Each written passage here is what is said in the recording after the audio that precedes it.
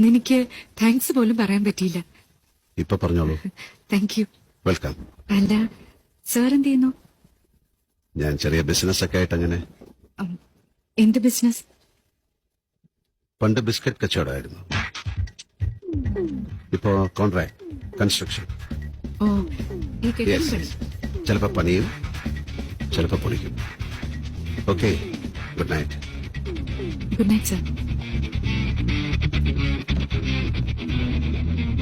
Sir, 1 minute. അന്ന് മീനുവിനെ രക്ഷിച്ചത് ആക്സിഡന്റിലായിരുന്നു. പക്ഷേ ഇന്ന് വന്നത് യാദൃശികമായിട്ട് തോന്നിയില്ല.